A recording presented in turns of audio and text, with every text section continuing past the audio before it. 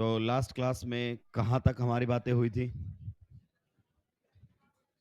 एक तो सैटरडे, ऊपर से हल्की बारिश, और इतना काफी है अपने लिए क्लास ना आने के लिए। सही कह रहा हूं?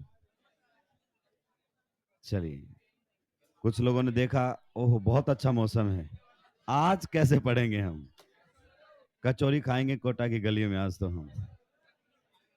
तूने राक्षस फिर पाई बॉन्ड नहीं बनाया है।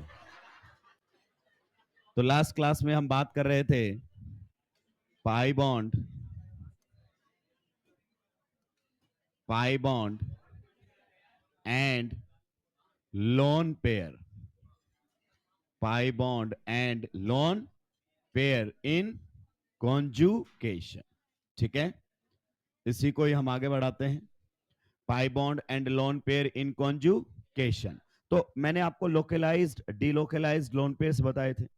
नॉर्मली अगर अपन बात करें, जुगाड़ से कई जगह आपका काम चल जाता है। कैसे चलेगा? पाई बॉन्ड से नेक्स्ट एटम पर अगर लोन पेयर है तो वो क्या होता है? डीलोकलाइज।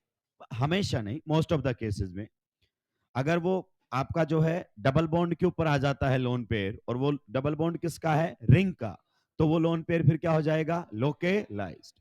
जैसे एक बार मैं आपको फिर से रिकॉल करवा देता हूं, ये हमारे सामने दिया हुआ है, इसको हम क्या बोलते हैं? पायरिडीन। क्या बोलते हैं इसको? पायरिडीन हम इसको कहते हैं। आप बताओ, इसमें जो नाइट्रोजन पर लोन पेयर है उसके बारे में आपका क्या ख्याल है? देखिए, ये पाई बॉन्ड है कि नहीं है, और इससे नेक्स्ट एटम पर क्या है? लोन। तो नॉर्मली ऐसा लोन पेयर आपका डीलोकलाइज्ड होता है, पर ये आपका जो है वो किसके ऊपर है? डबल बॉन्ड के ऊपर। तो ये लोन पेयर आपका कैसा लोन पेयर कहलाएगा? लोकेलाइज्ड। क्लियर? अगर ये आपने रिकॉल कर लिया है तो बहुत अच्छी बात है। फिर हमने एक एग्जांपल ऐसा भी लिया होगा, ये वाला एग्जांपल हमारे सामने है, इसमें दो दो नाइट्रोजन है। क्लियर? और दोनों नाइट्रोजन पर लोन पेयर है। तो आप बताइए इनमें से कौन सा लोकेलाइज और कौन सा डीलोकेलाइज? ध्यान से देखिए, ये देखो डबल बॉन्ड से नेक्स्ट एटम पर, डबल बॉन्ड से लोन पेयर, तो ये लोन पेयर कैसा है बच्चे? डीलोकेलाइज। डीलोकेलाइज को डीएल से लिखते हैं। अगर हम गौर से देखें तो ये वाला लोन पेयर भी देखो, ये क्या रहा? डबल, और उससे नेक्स्ट एटम पर ही है, पर इस एटम ने क्या बना रखा है? तो रिंग के डबल बॉन्ड पर अगर लोन पेयर आ जाता है तो वो कैसा रहेगा? लोकेलाइज्ड। बहुत अच्छे से आपने पहचाना। नेक्स्ट अगर अपन बात करें, किसी एटम पर एक से ज्यादा लोन पेयर आ जाते हैं, तो एट ए टाइम कितना लोन पेयर आपका कॉन्जुकेशन में आ सकता है? आप बताइए। अगर मैं ऑक्सीजन पर बात करना चाहूं तो ये रहा पाई बॉन्ड, और पाई बॉन्ड से नेक्स्ट एटम पर लोन, पर इस बार दिक्कत अलग है। दिक्कत क्या है सर? लोन पेयर एक से ज्यादा हैं। तो हम जानते हैं कि इनमें से एक तो क्या रहेगा? लोकेलाइज्ड, और दूसरा क्या रहेगा? डीलोकेलाइज्ड। अच्छा, आप ये डिसाइड कर सकते हैं कौन सा लोकेलाइज्ड होगा और कौन सा डीलोकेलाइज्ड? एक लोकेलाइज्ड और एक कोई सा भी हो सकता है, उनमें से कोई लेना देना नहीं है। अगर आप इस बात को समझ गए हैं तो मान लीजिए आपके सामने ये दिया हुआ है। अब देखो, इस ऑक्सीजन के ऊपर कितने लोन पेयर हैं? तीन। कितने लोन पेयर हैं? तीन। आप बताइए तीनों लोन पेयर में से which one is, how many are localised and how many are delocalised? ये देखो, पाई बॉन्ड से, पाई बॉन्ड से नेक्स्ट एटम पर लोन, तो इनमें से एक तो क्या रहेगा आपका? डीलोके, और बाकी के दोनों क्या रहेंगे बताओ? लोकलाइज्ड। क्या हम ये पहचान सकते हैं? बहुत ही बढ़िया। चलिए अब हम आगे बढ़ाते हैं कि अगर लोन पे रेजोनेंस करता है तो किस प्रकार से बातें होंगी। पहले मुझे थोड़ा सा पास्ट का रिकॉल करवाइए। अगर पॉजिटिव रेजोनेंस करता है तो क्या बनता है? पॉजिटिव। कहां बनता है? डबल बॉन्ड के एंड पॉइंट पर। बिल्कुल सही बात। अगर रेडिकल रेजोनेंस करता है तो क्या बनता है? कहां बनता है? डबल बॉन्ड के एंड पॉइंट पर। अगर नेगेटिव रेजोनेंस करता है तो क्या बनता है? कहां बनता है? डबल बॉन्ड के एंड पॉइंट पर। अब हम लोन पेयर के बारे में बात करते हैं। सभी का ध्यान बोर्ड पर होना चाहिए, आपको छापने का मौका दिया जाएगा। देखिए, कंसंट्रेशन आपको बना के रखनी पड़ेगी दोस्त। ये हमारे सामने है कुछ इस प्रकार से। अब गौर से देखिए, इस लोन पेयर पर कमेंट कीजिए। पाई बॉन्ड से नेक्स्ट एटम पर क्या है? तो ये लोन पेयर कैसा है बताइए? This lone pair is delocalised, मतलब it is involve in resonance. अब ये रेजोनेंस करेगा कैसे, ये भी हमें जानना है। तो क्या बताया था मैंने, यहां डबल बॉन्ड पर क्या लिख दो, स्टार्ट पॉइंट, और यहां पर क्या लिख दो, एंड पॉइंट। अब आप समझो, जब भी किसी एटम पर, ये लो मैं आपके सामने लिख देता हूं, एक्स और वाई के बीच में क्या है, डबल बॉन्ड, और किसी एटम जेड पर क्या है, लोन, तो लोन पेयर हमेशा एटम से दूर जाएगा। लोन पेयर दो कंडीशन में आ सकता है, एक तो सिंपल लोन पेयर, एक लोन पेयर किसके साथ आ सकता है, नेगेटिव चार्ज के साथ। क्लियर, या तो सिंपल जैसे यहां पर कोई चार्ज नहीं है, लेकिन इससे पहले वाले केसेस में भी आप जानते हैं लोन पेयर ही था, पर विद नेगेटिव चार्ज। हालांकि हमने थोड़ा सा उसको अलग से डील किया, अलग से कैसे डील किया सर आपने उसको, हमने उसको अलग से डील किया नेगेटिव के नाम से, हालांकि है तो ये भी लोन पेयर है। तो जिस एटम पर लोन पेयर होता है यानी कि नेगेटिव चार्ज होता है, तो वो हमेशा एटम से दूर जाता है। दूर जाने का मतलब लोन पेयर और नेगेटिव चार्ज पाई बॉन्ड की तरफ चलकर जाएंगे, और पाई बॉन्ड आगे किस में कन्वर्ट हो जाएगा, नेगेटिव चार्ज में। हमेशा ये रहेगा इलेक्ट्रॉन्स का मूवमेंट। इसका मतलब सर हम समझ गए आप क्या कहना चाहते हो, कि ये लोन पेयर किस में कन्वर्ट होगा, और ये पाई बॉन्ड किस में कन्वर्ट हो जाएगा, नेगेटिव चार्ज। क्यों, क्योंकि जब आप यहाँ पाई बॉन्ड बनाओगे तो इस कार्बन को देखो ऑलरेडी कितने बॉन्ड बने हुए, चार, और एक बॉन्ड और बना दोगे तो पांच बॉन्ड तो बना ही, तो इसका एग्जिस्टिंग बॉन्ड तोड़ना पड़ेगा। तो आप लोगों के सामने रेजोनेटिंग स्ट्रक्चर कुछ इस प्रकार से बनेगी। अभी आप ध्यान से सुनते जाएंगे। बताइए, जो बॉन्ड बनाने में दोनों इलेक्ट्रॉन्स गए हैं वो किसके गए हैं, नाइट्रोजन। तो जब भी कोई अपना लोन पेयर शेयर करता है, क्या करता है, लोन पेयर शेयर करता है, तो उस पर कैसा चार्ज आ जाता है, पॉजिटिव चार्ज आ जाता है। तो जब भी कोई लोन पेयर से रेजोनेंस करेगा तो उस एटम पर कैसा चार्ज आएगा, पॉजिटिव। अब बताइए इस कार्बन को कितने इलेक्ट्रॉन्स मिले हैं, दो, हालांकि इस बॉन्ड में तो इसका कितना इलेक्ट्रॉन था, एक इलेक्ट्रॉन इसको एक्स्ट्रा मिला है, जिसकी वजह से कैसा चार्ज आ गया है, नेगेटिव। अब आप देख सकते हैं दोस्तों, टोटल चार्ज इधर कितना है, कितना है टोटल चार्ज, उधर भी। तो ऐसा नहीं है कि चार्ज नहीं आ सकता, चार्ज आ सकता है, पर total charge must be constant, must be same, zero नहीं, must be constant, must be same.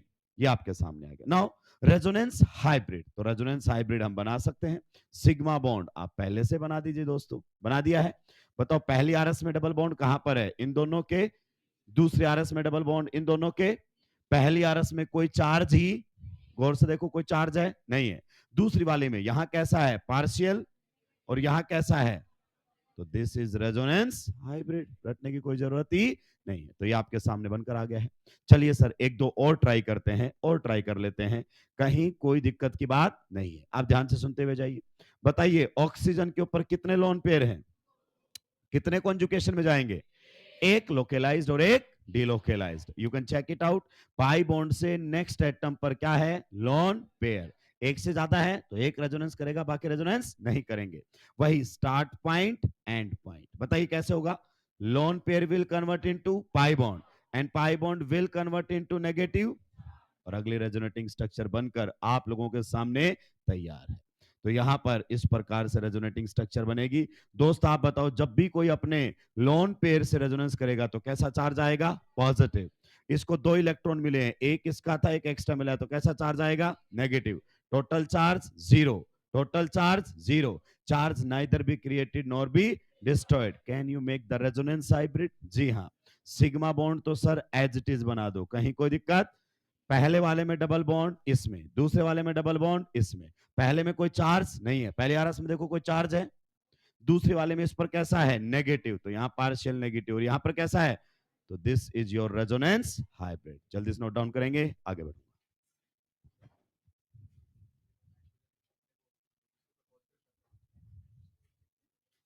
Lecture number one, lecture number one में बताया था अगर एटम कितने बॉन्ड बनाता है तो कितने लोन पेयर रखता है, कब उसका ऑक्टेट कंप्लीट होता है और कब उसका octet incomplete. Lecture number one revise कीजिए आप।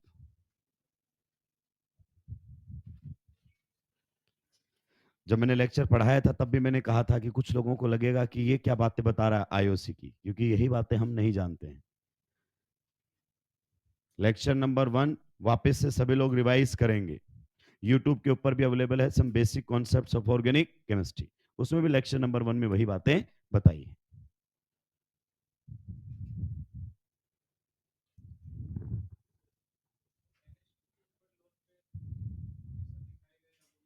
नहीं दिखाएगा, थोड़ी बताएगा। अगर मान लीजिए मेरे को पूछना है in which of the follow नहीं, in which of the following has localised lone pair, तो लोन पेयर नहीं दिखाएगा अच्छा एग्जामिनर, क्योंकि आधी जनता तो यही साफ हो जाएगी कि सेटम पर लोन पेयर है और किस पर नहीं है। ये इतनी मदद थोड़ी करेगा जैसे मैंने लोन पेयर बना के पूछा है। इससे बढ़िया तो लिख देगा option number 3 is correct. Yes, ये हकीकत है। हम क्लास में इस तरीके से पढ़ाते हैं कि सबसे इजीएस्ट वे होता है वो, बच्चों को लगता है सब समझ में आ रहा है, फिर मॉड्यूल करने लगते हैं कुछ नहीं हो रहा है, क्योंकि जिस तरीके से हम क्लास में प्रेजेंट करते हैं वो सबसे सिंपल तरीका होता है। हमें समझाना होता है, बल्कि आधे बच्चों को तो यह नहीं पता चलता अगर मैं ये लोन पेयर गायब कर दूं तो इसमें लोन पेयर भी है क्या किसी पर।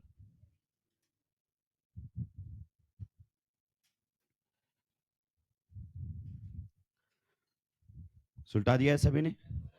जो आपको होमवर्क दिया था उसके आंसर्स आ चुके हैं टेलीग्राम ग्रुप के ऊपर। आज जो होमवर्क मिलेगा उसके भी ऑलरेडी आ गए हैं। तो आप ऐसा ना करें कि खोल के वहीं से सारे निपटा दें, पहले बनाएं, फिर जहां गलती हो तो चेक करें।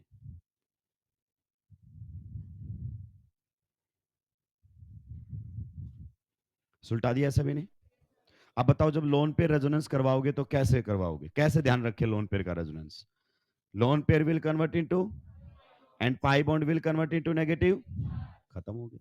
बस ये ध्यान रखना जिसका लोन पेयर रेजोनेंस करेगा उस पर कैसा चार्ज आएगा बाद में, पॉजिटिव, क्योंकि total charge must be constant. फिर जीरो बोले हैं, total charge must be constant.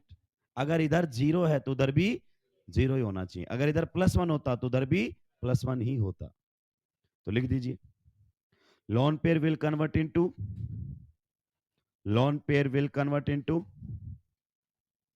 Lone pair will convert into pi bond, lone pair will convert into pi bond and pi bond will convert into negative charge. Lone pair will convert into pi bond and pi bond will convert into negative charge. तो ये lone pair का और pi bond का आपने resonance देखा है दोस्तों। अब आते हैं इसके ऊपर, बताइए CO2 में रेजोनेंस है या नहीं है।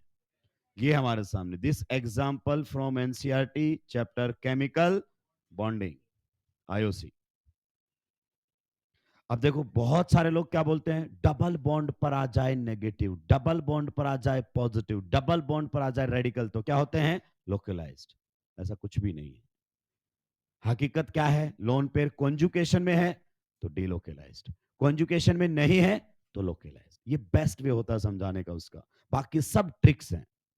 अब इसमें अगर अपन बात करें तो बताइए ये क्या है आपका पाई बॉन्ड, सभी का ध्यान इधर होना चाहिए। और पाई बॉन्ड से बताओ नेक्स्ट एटम पर लोन पेयर है कि नहीं है। पर आप अब मुझसे बहस करेंगे बट सर ये लोन पेयर तो डबल बॉन्ड पर है ना, तो डबल बॉन्ड पर तो लोन पेयर लोकलाइज्ड होता है। ये आपने गलत पढ़ा है, इसमें मेरी कोई गलती, मैंने तो बल्कि और क्लियरिटी ली है, अगर वो डबल बॉन्ड रिंग का हो तो लोकलाइज्ड होगा, अदरवाइज कोई दिक्कत नहीं है। इसका मतलब ऑक्सीजन पर कितने लोन पेयर हैं, दो, दो में से कोई एक रेजोनेंस करेगा।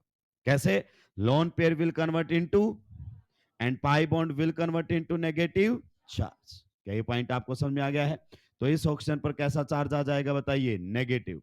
यहां पर इस ऑक्सीजन पर कैसा चार्ज आ जाएगा बताइए, पॉजिटिव। सही बात है कि नहीं है। तो एक रेजोनेटिंग स्ट्रक्चर ये बन गई। एक मिनट सर, आप भी एक बार आप आंखें खोलें और गौर से देखें कैसे। इधर देखो सर, ये क्या है, डबल बॉन्ड, और डबल बॉन्ड से नेक्स्ट एटम पर क्या है, लोन पेयर। देखो ये रहा डबल, और नेक्स्ट एटम पर क्या है, लोन। तो इनमें भी तो कोई रेजोनेंस कर सकता है, जी हाँ। कितने लोन पेयर है इस ऑक्सीजन पर, दो, कोई एक रेजोनेंस कर सकता है। कैसे, lone pair will convert into and pi bond will convert into negative charge. तो एक रेजोनेटिंग स्ट्रक्चर आप लोगों के सामने कुछ इस प्रकार से भी बनेगी, यहां आ जाएगा पॉजिटिव और यहां आ जाएगा negative, and both these resonating structures are given in chemical bonding. Even उसने तो बॉन्ड लेंथ भी डिस्कस की है CO2 के अंदर, हम भी बात करेंगे आगे बढ़कर। तो जो बातें रेजोनेंस रिलेटेड हैं उसको ढंग से ही उधेड़ दिया जाएगा, IOC में फिर उस पर इतनी ज्यादा बातें नहीं होंगी, क्योंकि सर को पता है कि OC में इसको पहले निपटाया जा चुका है। जल्दी से सुलटाइए। तो आपका जो भ्रम था वो टूट गया है, कि डबल बॉन्ड पर लोन पेयर क्या होता है, लोकलाइज्ड। अगर जुगाड़ पर भी जाना है तो भी बेटर जुगाड़ पर जाइए, वो डबल बॉन्ड किसका होगा, रिंग का। अगर ओपन चेन में है डबल बॉन्ड तो कोई दिक्कत, जो आप सोच रहे हो वैसे ही सोचते रहिए। सुलटा दिया है, जल्दी जल्दी सुलटाएंगे भाई, समय नहीं हमारे पास। मतलब एक बार रेजोनेंस ये वाला लोन पेयर कर सकता है इस ऑक्सीजन का, और एक बार रेजोनेंस ये वाला भी कर सकता है। तो दोनों रेजोनेटिंग स्ट्रक्चर मैंने बना के दिखा दिए जब लोन पेयर ने क्या किया, रेजोनेंस। वो दीज आर हाइपोथेटिकल्स, क्लियर, ये तो बनाए जाते हैं, these exist only in your imagination. क्या हुआ, रेजोनेंस हाइब्रिड बना देंगे, अभी थोड़ी देर बाद आ जाएगा। अगर एक एटम पर प्लस भी आ रहा है और माइनस भी आ रहा है तो चार्ज दिखाने की जरूरत थोड़ी देर बाद आएगा, तो जरूरत नहीं है अभी इसकी। सुलटा दिया है। चलिए नेक्स्ट अगर अपन बात करें तो बहुत सारे मॉलिक्यूल लिख रहा हूं, जिसमें से एक की रेजोनेटिंग स्ट्रक्चर तो अपन यही बनाएंगे और बाकी की रेजोनेटिंग स्ट्रक्चर्स आप खुद बनाएंगे। पहला हमारे सामने है फिनोल। कौन है, फिनोल। तो कॉमन नेमिंग आपको धीरे धीरे याद होती रहेगी, परेशान होने की जरूरत नहीं है। दूसरा हमारे सामने है एनिसोल, आप तो जानते ही, एक होता है जूते का सोल और एक होता है, तो ये है एनीसोल। नेक्स्ट अगर अपन बात करें तो हमारे सामने दिया हुआ है एनिलीन। बेंजीन के ऊपर जब कौन लग जाता है, NH2, तो इसे हम क्या कहते हैं, एनिलीन। क्लियर। नेक्स्ट हमारे सामने है पाइरोल। कौन है, पाइरोल। और हमें इनकी रेजोनेटिंग स्ट्रक्चर्स बनानी है, हमें इनकी रेजोनेटिंग स्ट्रक्चर्स बनानी है, और हम यहां पर बनाएंगे किसकी, फिनोल की। और बाकी तीनों के आप खुद से ट्राई करेंगे, ऑलरेडी इनके सॉल्यूशन टेलीग्राम ग्रुप पर आ चुके हैं, पर आपको खुद से ट्राई करना है, तभी आप सब्जेक्ट को सीख पाओगे। स्टार्ट करें फिनोल से, साथ के साथ बनाते हुए चलेंगे, आप मुझे बताते हुए चलेंगे कि इस प्रकार से करते रहो सर। ये हमारे सामने है फिनोल। ऑक्सीजन जब दो बॉन्ड बनाता है तो कितने लोन पेयर रखता है, दो। तो कब कितने लोन पेयर होते हैं, लेक्चर नंबर 1 से क्लियर होना चाहिए।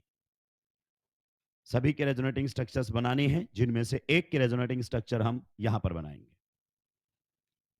तैयार हैं आप लोग, स्टार्ट करें। देखिए सजेस्ट कीजिए किस प्रकार से आगे बढ़ूं। ये क्या है बताओ, डबल बॉन्ड, और डबल बॉन्ड से नेक्स्ट एटम पर क्या है, लोन। मेरी समस्या सुनो तुम, इस ऑक्सीजन पर दो लोन पेयर हैं, तो कैसे करूं इसमें रेजोनेंस, दोनों करेंगे या कोई एक करेगा, कोई एक करेगा। क्लियर है। अब बताओ लोन पेयर रेजोनेंस करता कैसे है। एरो बहुत सोच समझ कर, lone pair will convert into and pi bond will convert into negative. तो आगे क्या रेजोनेटिंग स्ट्रक्चर बनेगी, उसकी डायरेक्शन यहीं से मिल गई हमें। तो अगली रेजोनेटिंग स्ट्रक्चर बनाएंगे, दो रेजोनेटिंग स्ट्रक्चर के बीच में यही एरो आता है, बिल्कुल सही बात। तो हम अगली जब रेजोनेटिंग स्ट्रक्चर बनाएंगे बच्चे, तो बताइए ऑक्सीजन के ऊपर कैसा चार्ज दिखाऊं मैं, पॉजिटिव। जब भी किसी का लोन पे रेजोनेंस में जाता है तो कैसा चार्ज आता है, पॉजिटिव। बताइए कार्बन पर कैसा चार्ज आएगा, नेगेटिव, क्योंकि इसको दो इलेक्ट्रॉन्स मिले हैं और इसका इलेक्ट्रॉन कितना था बॉन्ड में, मात्र एक, तो एक इलेक्ट्रॉन एक्स्ट्रा मिला इसको।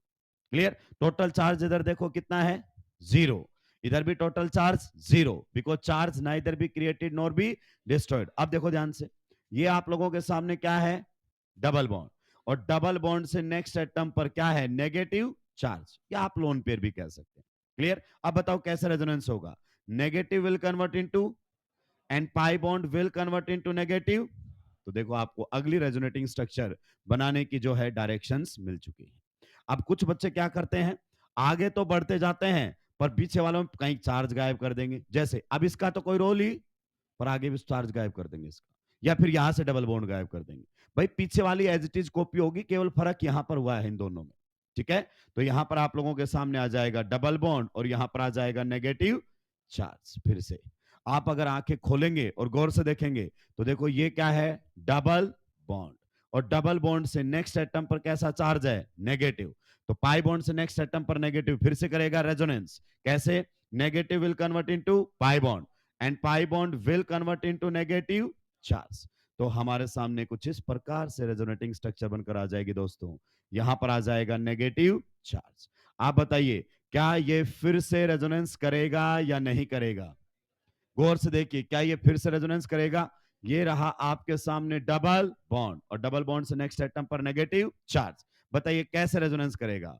Lone pair will convert into pi bond and pi bond will convert into negative, लेकिन उस पर तो ऑलरेडी कैसा चार्ज है? पक्का? तो बताइए पॉजिटिव नेगेटिव मिलकर क्या हो जाएगा? न्यूट्रल। मतलब ये जो लोन पेयर है ये घूमकर वापस आ चुका है। तो आप देखो लोन पेयर को आपके एक से ज्यादा एटम्स क्या कर रहे हैं? शेयर।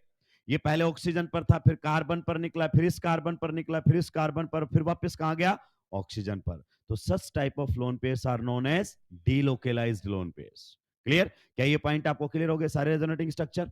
अगर आप देखोगे तो resonating structure number 1 and resonating structure number 5 equivalent है। पक्का? Resonating structure number 2 and resonating structure number 4 again equivalent है, और थर्ड किसी के भी बराबर नहीं है, इक्विवेलेंट नहीं है। तो आपके सामने 5 रेजोनेटिंग स्ट्रक्चर्स बन गई हैं, किसकी? फिनोल की। सिमिलरली आप एनिसोल, एनिलीन एंड पाइरोल की भी बनाएंगे। रेजोनेंस हाइब्रिड बनाए? अरे रेजोनेंस हाइब्रिड बनाए, बताइए। और रेजोनेंस हाइब्रिड से आपको काफी कुछ चीजें सीखने को मिलेंगी। सभी लोग इधर ध्यान दीजिए। रेजोनेंस हाइब्रिड में बताओ पहली आरस में कहां है डबल बॉन्ड? यहां पर, यहां पर, और फिर यहां पर। उससे अगली आरस में कार्बन एंड ऑक्सीजन के बीच में। उससे अगली आरस में यहां पर। उससे अगली आरस में यहां पर। उससे अगली आरस में यहां पर। तो ये डबल बॉन्ड आपका कहीं भी हो सकता है। आप देखो दूसरी आरएस में यहां पर कैसा चार्ज है? पॉजिटिव। और यहां पर कैसा है? नेगेटिव। तीसरी आरएस में यहां पॉजिटिव और यहां, तो पॉजिटिव तो ऑलरेडी लिखा हुआ है, तो यहां पर क्या लिखना पड़ेगा आपको? केवल नेगेटिव। फिर उससे नेक्स्ट में यहां पर नेगेटिव, फिर यहां पर अगले में कोई चार्ज ही, पहले में कोई चार्ज नहीं, पांचवें में कोई भी चार्ज नहीं। तो जो जो चार्ज जहां जहां दिखाई दे रहा है वहां वहां पर हमने बना दिया, and this is the resonance hybrid. तो ये आप लोगों के सामने बच्चों तैयार है रेजोनेंस हाइब्रिड। पक्का? अब इस रेजोनेंस हाइब्रिड से आप क्या सीखे? गौर से देखो, रिंग पर कैसा चार्ज आ रहा है? कैसा आ रहा है? पार्शियल नेगेटिव, यानी कि नेगेटिव चार्ज आ रहा है। तो रिंग पर इलेक्ट्रॉन डेंसिटी बढ़ी है या घटी है? एग्जैक्टली बढ़ी है। तो OH ग्रुप जब रेजोनेंस कर रहा है तो रिंग पर इलेक्ट्रॉन डेंसिटी को बढ़ा रहा है। अगर इतनी बातें समझ लेना तो रिएक्शन में कहीं कोई दिक्कत नहीं आने वाली। अब देखते हैं कि किस बच्चे ने कितना फोकस किया है। अभी तक जो हमने पढ़ा वो बिल्कुल एकदम आराम से धीरे धीरे। मैं आपको अक्सर ये बात कहता हूं कि जब बातें समझने की हो रही हैं, किसकी हो रही हैं?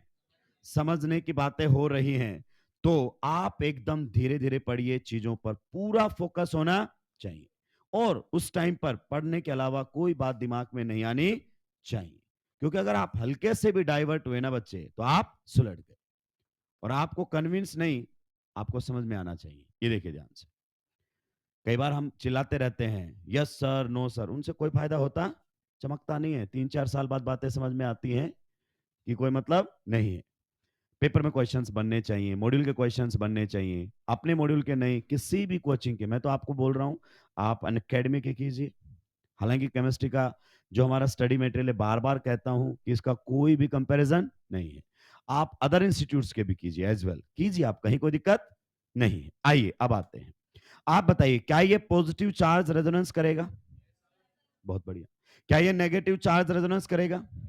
और क्या इनमें से एक लोन पे रेजोनेंस करेगा? आप मुझे ये बताओ, जब ये पॉजिटिव चार्ज रेजोनेंस करेगा तो रिंग में कौन कौन से एटम पर जाएगा? रिंग में कौन कौन से एटम्स पर जाएगा? अब कुछ बच्चों ने तो बोल दिया ऑर्थो पैरा, कुछ मेटा भी बोल रहे हैं, और कुछ बेचारे मेरी तरह एकदम साइलेंट बैठे हैं कि ये कौन सा जादू है जिससे बताया जाता है और मुझे क्यों नहीं पता चल रहा, जब बाकी बता पा रहे हैं कि कहां कहां जाएगा। देखिए आपको पता चल चुका है कि ये चार्ज कहां कहां, कैसी बात है, पता चल चुका है और मुझे ही नहीं पता है। आइए आप बताइए, क्या ये पाई बॉन्ड पॉजिटिव चार्ज के साथ रेजोनेंस करेगा? तो कैसे हमारा बेसिक काम करते थे, यहां पर स्टार्ट पॉइंट, यहां पर पॉजिटिव चार्ज कहां जाएगा? तो यहां आएगा रेजोनेंस करने के बाद। और ये पोजीशन CS2 के रिस्पेक्ट में ऑर्थो है। फिर से अल्टरनेट ऐसे ही, स्टार्ट पॉइंट एंड पॉइंट, फिर से start point and point, alternate लिखो, यहां से शुरू करो, start and, start and, start and, और अब आपको क्लियरली पता है कि पॉजिटिव चार्ज एक बार यहां आएगा रेजोनेंस करने के बाद, एक बार यहां पर आएगा और एक बार यहां पर आएगा। और यही पोजीशन इस ग्रुप के रिस्पेक्ट में ऑर्थो, पैरा, ऑर्थो है। तो हम जानते थे सर। तो ये ऐसे स्पीड बढ़ती जब आप कॉन्सेप्चुअली स्ट्रांग होते हो। आप बताइए नेक्स्ट वाले में आपका जो नेगेटिव चार्ज है वो कैसे डिसाइड करोगे? सर ये है पाई बॉन्ड, यहां पर लिखेंगे स्टार्ट पॉइंट, यहां पर अल्टरनेट चलने दो, स्टार्ट एंड, पक्का? जी हाँ। तो बताइए कहां कहां जाएगा नेगेटिव चार्ज? यहां पर आएगा, यहां पर आएगा, यहां पर, क्योंकि हम सीख चुके हैं ड्यूरिंग रेजोनेंस केवल एंड पॉइंट पर ही फर्क पड़ता है। तो यहां यहां नेगेटिव चार्ज डेवलप होगा और ये इस ग्रुप के रिस्पेक्ट में ऑर्थो, पैरा, ऑर्थो पोजीशन है। यहां पर भी जब आपका लोन पेयर रेजोनेंस करेगा, गौर से देखिए, पाई बॉन्ड और लोन पेयर कॉन्जुगेशन में है कि नहीं है?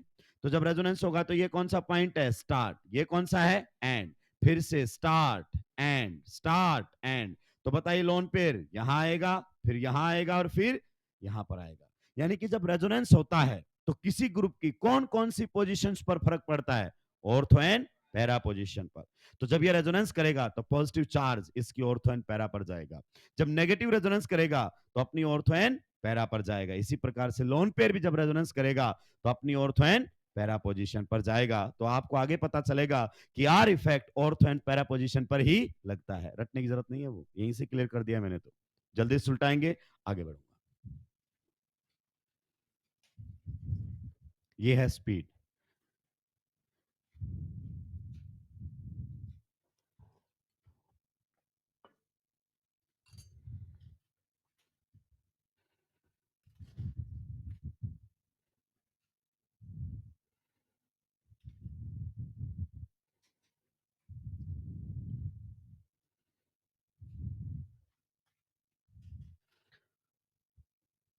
आइसोमेरिज्म की एलपी सॉल्व करना शुरू कर देंगे आप।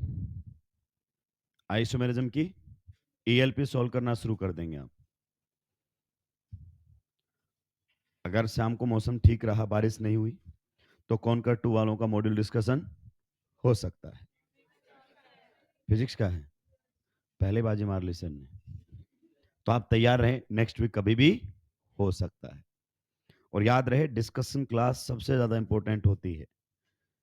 अगर आपने मॉड्यूल सॉल्व नहीं किया है, केवल नोटबुक को बार बार पढ़ रहे हैं दोस्त, तो आप केवल 20% पार्ट कर रहे हैं और आपका स्कोर पेपर में उतना ही मिलेगा। कुछ लोगों को लगता है कि नोटबुक के सारे क्वेश्चन करके चला जाऊंगा तो मेरा अच्छा स्कोर हो जाएगा। ये बहुत गलत फहमी है, ऐसा नहीं होता है। मॉड्यूल पूरा सॉल्व करके जाओगे खुद से, डेफिनेटली आपको बेनिफिट मिलेगा। भले क्वेश्चन सेम हो या ना हो, पर फिर भी आपका दिमाग काम करेगा। नोटबुक के क्वेश्चंस क्लास में करवाए जाते हैं जो कि इनडायरेक्टली आपके दिमाग में सेव होते हैं कि इसका आंसर ये आएगा, इसको ऐसे सॉल्व करना है। तो आपकी कोई अप्रोच डेवलप नहीं होती उस पर। सुलटा दिया सभी ने? चलिए, नेक्स्ट और लास्ट टाइप का कॉन्जुकेशन हमारे सामने आने वाला है। तो हमें पता चल चुका है कि कौन सी पोजीशंस अफेक्ट होती हैं, ऑर्थो एंड पैरा। मेटा पर कोई फर्क नहीं पड़ता। नेक्स्ट हमारे सामने रहेगा लास्ट टाइप का conjugation, and that is pi pi conjugation. कौन सा रहेगा? पाई पाई कॉन्जुकेशन। पाई पी कॉन्जुकेशन की सारी वैरायटी हम कवर कर चुके हैं। पाई पी कॉन्जुकेशन की सारी वैरायटी हम कवर कर चुके हैं। नेक्स्ट हमारे सामने है पाई पाई कॉन्जुकेशन। इसमें देखिए, एक लाइन में अपन सुलटाएंगे और बढ़िया तरीके से पढ़ेंगे। If pi bonds are alternate, if pi bonds are alternate, if pi bonds are alternate, then p orbitals, then p orbitals will be parallel, then p orbitals will be parallel। और यही तो condition होती है conjugation की, कि लगातार कम से कम 3 parallel P orbitals आने चाहिए। तो ये जबरदस्त पॉइंट बता दिया मैंने। If pi bonds are alternate then p orbitals will be parallel. आप इसको थोड़ा अलग तरीके से पढ़ते हैं, बहुत ही हल्के लेवल पर पढ़ते हैं, डबल सिंगल डबल कॉन्जुकेशन नहीं। वो कई जगह काम करता है पर उससे बहुत सारे क्वेश्चंस आपके नहीं बनेंगे। अब सभी के पेन डाउन होने चाहिए। सर क्या मतलब है अल्टरनेट पाई बॉन्ड्स का? थोड़ा समझाइए। अब तो आप हमारे बारे में अच्छे से जान चुके हैं। यहां पर हमारे सामने डबल बॉन्ड है और यहां पर हमारे सामने है डबल बॉन्ड। सबसे पहले आप समझिए अल्टरनेट पाई बॉन्ड्स का मतलब क्या है। जैसे यहां पर पाई बॉन्ड है, अब इसके बाद है या नहीं है उससे कोई फर्क, उसके बाद होना, so these pi bonds are alternate. हम इसको नॉर्मली ऐसे करते हैं डबल सिंगल डबल, नहीं, वो एक केस है इसका। रियलिटी क्या है, डबल होना, उसके बाद है या नहीं है से फर्क नहीं पड़ता, उसके बाद फिर होना चाहिए। कहता है अगर पाई बॉन्ड्स अल्टरनेट हैं देन डेफिनेटली पी ऑर्बिटल्स क्या होंगे, पैरेलल। आइए मैं इसका ऑर्बिटल डायग्राम बना देता हूं। क्या बना देता हूं, ऑर्बिटल डायग्राम। बताइए पहला पाई बॉन्ड यहां पर बना हुआ है कि नहीं बना हुआ है। तो आपकी बार सिग्मा बार सारे नहीं दिखा रहा हूं, हाइड्रोजन नहीं दिखा रहा हूं। तो आप बताइए पाई बॉन्ड तो कैसे ऑर्बिटल से बनेगा, पैरेलल। तो ये पाई बॉन्ड था, बना दिया पी ऑर्बिटल से। फिर देखो एक और पाई बॉन्ड है कि नहीं है, तो फिर से कौन से बनेगा, पी ऑर्बिटल से। और आप देखो लगातार कितने पी ऑर्बिटल पैरेलल आ गए हैं, कितने आ गए हैं, 4। तो आप देखिए यहां पर पी इसके पास भी है, इसके पास भी है, इसके पास भी है, 3 आते ही कॉन्जुगेशन हो गया। बल्कि यहां तो कितने आ गए हैं टोटल, 4। तो जिस बच्चे को ये नहीं चमकता है ऑर्बिटल वाला, वो ऐसे ध्यान रखे अगर आपके पाई बॉन्ड कैसे हैं, अल्टरनेट, तो पी ऑर्बिटल्स कैसे होंगे, पैरेलल। तो ये दोनों पाई बॉन्ड अब क्या कर रहे हैं, रेजोनेंस कर रहे हैं। क्या कर रहे हैं, रेजोनेंस। आइए ध्यान से सुनते हैं। नेक्स्ट अगर मैं आप लोगों के सामने कुछ ऐसा एग्जाम्पल रख दूं दोस्तों, आप बताइए इस वाले मॉलिक्यूल के अंदर कॉन्जुकेशन है या नहीं है, इस वाले मॉलिक्यूल के अंदर कॉन्जुकेशन है या नहीं है, पाई पाई कॉन्जुकेशन है या फिर नहीं है, बिल्कुल सही। ऑर्बिटल डायग्राम तक जाने की जरूरत ही, पहले हम ऐसे बनाते थे ऑर्बिटल डायग्राम, अब सब धीरे धीरे ऐसे बनाने लग गए। अच्छा ऑर्बिटल समझाने लगा, हम भी समझाएंगे। हम कहते हैं अब जरूरत ही, हम ऐसे बता सकते हैं। बहुत सारे तरीके हमारे पास सब्जेक्ट को डील करने के। बताओ यहां पर पाई बॉन्ड है, उसके बाद है या नहीं है मुझे कोई फर्क, उसके बाद होना, इस पाई बॉन्ड के अल्टरनेट कोई पाई बॉन्ड, इसका मतलब ये पाई बॉन्ड कॉन्जुगेशन में नहीं है, सिंपल। दूसरा सुनो, ये पाई बॉन्ड आप लोगों के सामने है, बिल्कुल सही। बताइए इस,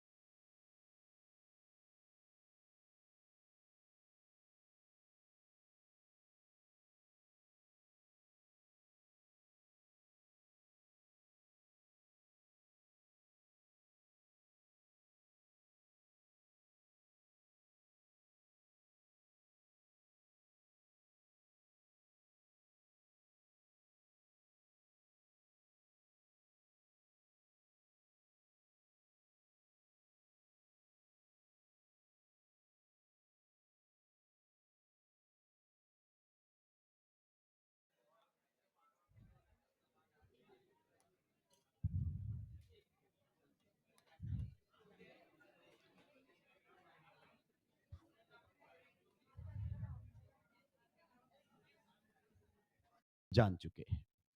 यहां पर हमारे सामने डबल बॉन्ड है और यहां पर हमारे सामने है डबल बॉन्ड। सबसे पहले आप समझिए अल्टरनेट, देखो लगातार कितने पी ऑर्बिटल पैरेलल आ गए हैं, कितने आ गए हैं, 4। तो आप देखिए यहां पर P इसके पास भी है, इसके पास भी है, इसके पास भी है, 3 आते ही कॉन्जुगेशन हो गया। बल्कि यहां तो कितने आ गए हैं टोटल, 4। तो जिस बच्चे को ये नहीं चमकता है ऑर्बिटल वाला, वो ऐसे ध्यान रखे अगर आपके पाई बॉन्ड कैसे हैं, अल्टरनेट, तो पी ऑर्बिटल्स कैसे होंगे, पैरेलल। तो ये दोनों पाई बॉन्ड अब क्या कर रहे हैं, रेजोनेंस कर रहे हैं। क्या कर रहे हैं, रेजोनेंस। आइए ध्यान से सुनते हैं।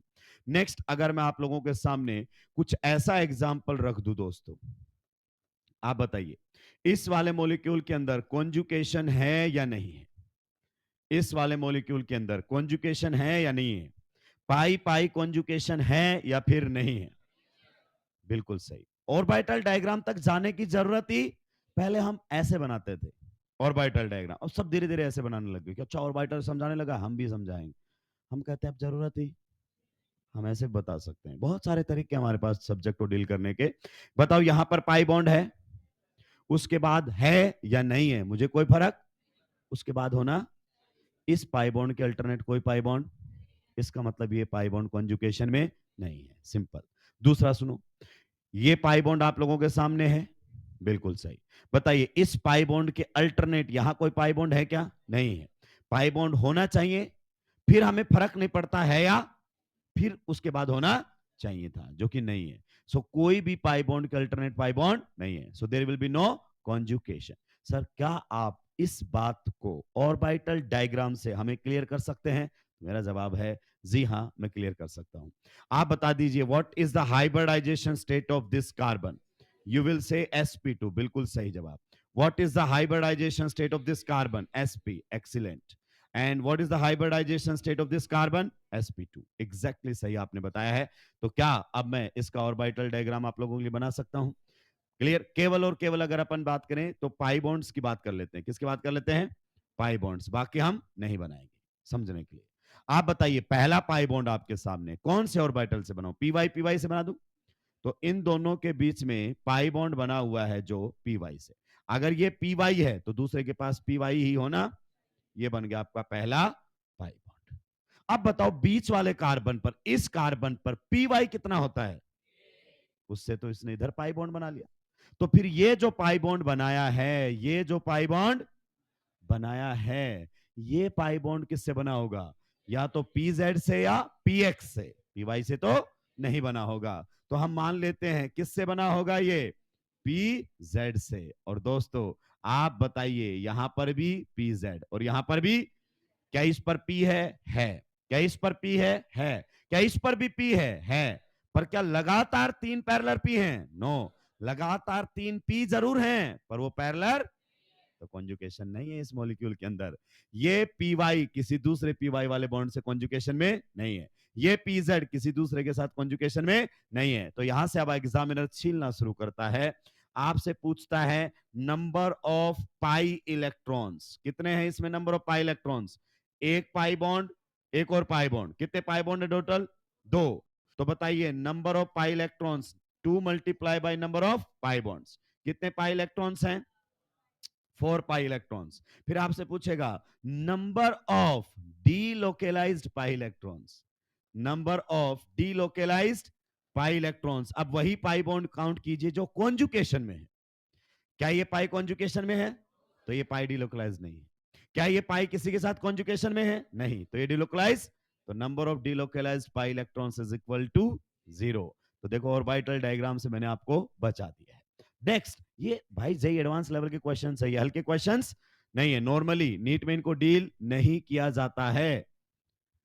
आइए अगले क्वेश्चंस की तरफ बढ़ते हैं और आप देखना जबरदस्त जवाब देंगे बिना ऑर्बिटल डायग्राम के। अगर आपके सामने ये मॉलिक्यूल आ गया है, आप बताइए क्या इसमें कॉन्जुकेशन है या नहीं है? बिल्कुल सही जवाब दिया। कौन से दो पाई बॉन्ड कॉन्जुकेशन में है? देखो यहां पर पाई बॉन्ड है, फिर यहां हो ना हो हमें कोई फर्क, उसके बाद होना। So these two pi bonds are in कॉन्जू।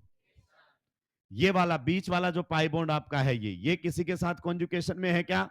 नहीं है कॉन्जुकेशन में, पर दोनों ब्लू वाले कॉन्जुकेशन में है। आप ऑर्बिटल डायग्राम बनाएंगे तो भी आपको ये सारी चीजें क्लियर हो जाएंगी। आइए मैं बना देता हूं आप लोगों के लिए क्या ऑर्बिटल डायग्राम। बताइए सबसे पहले वाला पाई बॉन्ड बना देते हैं किससे? पीवाई पीवाई से।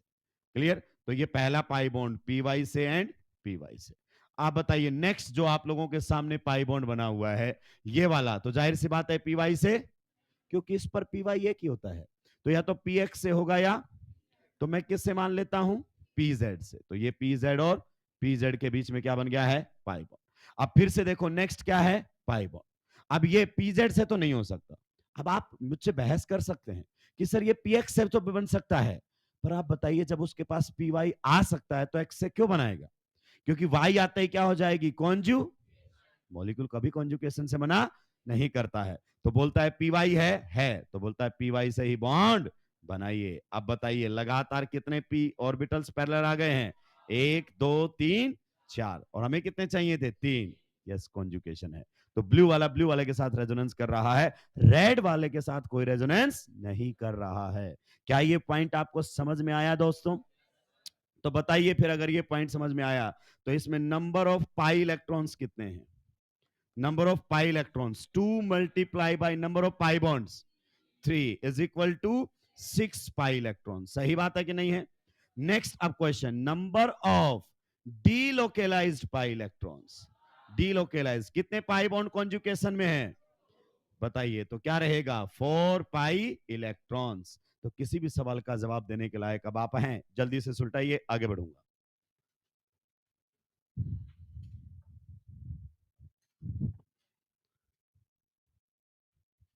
क्या हमें ऑर्बिटल डायग्राम तक जाने की जरूरत है? नहीं, यही तो टाइम बचाएगा। अब ये हमारे लिए मात्र नौटंकी हो गई है। जब चीजों को समझो बहुत ही सहजता के साथ, फुल्ली फोकस्ड होके, स्पीड के बारे में मत सोचिए कि मैं कैसे कितने जल्दी क्वेश्चन बनाऊंगा, वो प्रैक्टिस का कमाल है। मैं आपको बार बार कहता हूं, and I am totally against multitasking. एक साथ दो काम मत कीजिए। ऑनलाइन वाले बच्चों के साथ ज्यादा दिक्कत होती है, एक साइड लेक्चर चलता है, एक साइड रील चलती है। या फिर यहां पर भी कोई बच्चे जो ज्यादा ड्रॉपर होते हैं, बीच बीच में फिजिक्स के क्वेश्चन, बायो के क्वेश्चंस करने लग जाते हैं। मल्टीटास्किंग बिल्कुल भी सही, आपका ब्रेन एक टाइम पर दो जगह पर फोकस नहीं कर सकता। नहीं सर, कैसी बातें कर रहे हो? कर लेता है, मेरी मम्मी खाना बनाते बनाते रील देख लेती हैं, तो फिर खाने का स्वाद भी देख लीजिए। आप वो काम कर सकते हैं, सर मैं खाना खाते खाते मोबाइल देख रहा हूं, देखो दो काम एक साथ हो रहे हैं, बिकॉज ये सिंपल है। फोन देखते देखते साइकिल चलाइए, कुछ देर बाद नतीजा मिल जाएगा।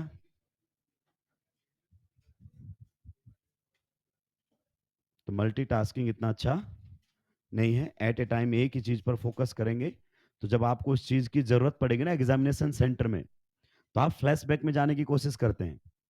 जब भी किसी टॉपिक का क्वेश्चन नहीं बनता तो हम आंखें बंद करके सोचते हैं, क्लास में वापस पहुंच जाते हैं। अगर फोकस्ड थे तो चीजें रिकॉल होती हैं, अगर हम फोकस्ड नहीं थे कुछ रिकॉल नहीं होता है। तो कुछ लोगों को रिकॉल होता है यस सर, नो सर, क्योंकि वो यही चिल्लाने में रह गए थे।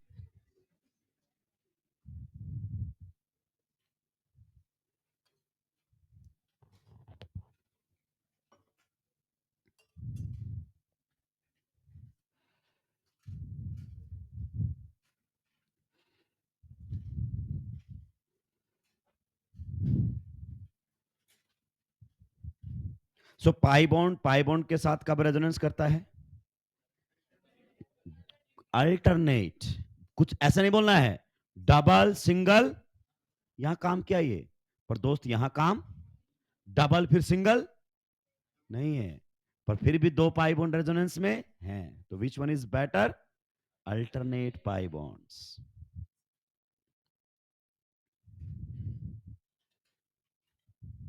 सुलटा दिया सभी ने? आज में सुलटाने की कोई उम्मीद है? चलिए, अब हम इनमें से एक की रेजोनेटिंग स्ट्रक्चर्स भी बनाएंगे, और वो बनाएंगे 1,3 ब्यूटा डाइईन।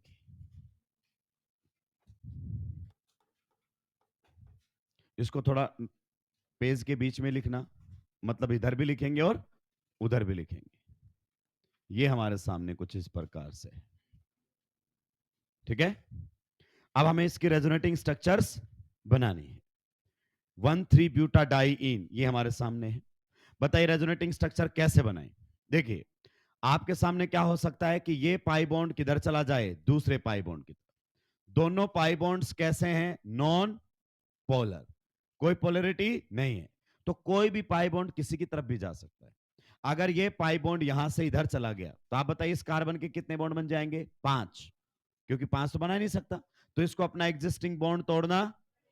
तो एक रेजोनेटिंग स्ट्रक्चर आपकी ऐसी बनेगी कि ये वाला पाई बॉन्ड इसकी तरफ चल के चला जाए। तो आप थोड़ा सा ध्यान से सुनेंगे सभी लोग, इधर बोर्ड पर ध्यान दीजिए, बोर्ड पर ध्यान दीजिए इसमें। क्लियर? आप बताइए अगर ऐसा हुआ तो डबल बॉन्ड कहां बनेगा? तो ये डबल बॉन्ड खिसक कर यहां पर बन गया डबल बॉन्ड। आप बताइए इस एटम पर कैसा चार्ज आएगा? नेगेटिव, क्योंकि इसको कितने इलेक्ट्रॉन्स मिल रहे हैं? 2। तो अकेला नेगेटिव तो हो ही नहीं सकता, क्योंकि इधर चार्ज कितना है? 0। उधर -1 कैसे आ सकता है? तो किसी ना किसी पर प्लस भी आया होगा, और प्लस इस पर आएगा, क्योंकि आप बाकी के काम करो, सबके बॉन्ड कितने हो गए हैं? 4। अगर इसका कम है तो इस पर नेगेटिव, लेकिन इसका बॉन्ड एक कम, तो इस पर कैसा चार्ज आ जाएगा? Total charge zero, total charge zero. तो एक ये रेजोनेटिंग स्ट्रक्चर हो सकती है। एक मिनट सर, क्या ये फिक्स है कि ये पाई बॉन्ड इधर जाएगा तो वो उधर जाएगा? नहीं, ऐसा भी हो सकता है कि ये पाई बॉन्ड आपका जो है वो इधर आ जाए। अगर ये इधर आ गया तो फिर ये कहां जाएगा? आपका इधर चला जाएगा। और आपके सामने रेजोनेटिंग स्ट्रक्चर कुछ ऐसी बनेगी। सभी का ध्यान बोर्ड पर होना चाहिए, उसके अलावा दिमाग में कोई बातें नहीं चलनी चाहिए। तो बताइए, यहां पर तो क्या बन गया? डबल। और इस पर कैसा चार्ज आ गया है? नेगेटिव। अब बताओ पॉजिटिव किस पर आया होगा? इस कार्बन के कितने बॉन्ड है यहाँ? 4। और अब कितने हैं? इसका मतलब इस पर कैसा चार्ज रहेगा? पॉजिटिव। तो ये आप लोगों के सामने क्या बन गई है? Resonating structure. अच्छी लगी सर रेजोनेटिंग स्ट्रक्चर देखकर? हाइब्रिड कैसे बनाओगे? आइए, इसमें हमसे गलती रेजोनेंस हाइब्रिड बनाने में भी हो जाती है। तो आप जानते हैं हाइब्रिड बनाने के लिए सबसे पहले कौन से बॉन्ड लिख लो? सारे सिग्मा, क्योंकि नॉर्मली आपके सिग्मा बॉन्ड रेजोनेंस में पार्टिसिपेट नहीं करते हैं।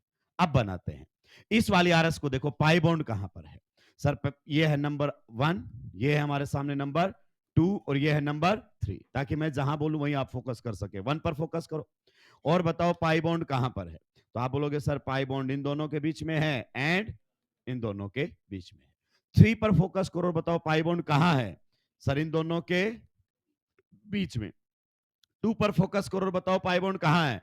इन दोनों के, जो हमने पहले दिखा दिया है। तो ये बन गया। अब आते हैं चार्ज पर। किस पर आते हैं? चार्ज पर। दोस्तों इस एटम पर फोकस करो, यहां पर कैसा चार्ज है और यहां पर कैसा है? तो जब एक एटम पर पॉजिटिव और नेगेटिव आ रहा हो तो ऐसे नहीं दिखाएंगे partial positive oblique partial negative, नहीं। अगर एक एटम पर प्लस भी है और, तो कोई चार्ज नहीं दिखाया जाएगा। आइए वापस, इस पर यहां कैसा है और यहां कैसा है? तो इस पर पॉजिटिव भी और, तो no need to mention the charges. इसका मतलब यहां पर चार्ज आपको हाइब्रिड में दिखाई। So this will be the resonance hybrid. जल्दी से सुलटाइए, आगे बढ़ेंगे।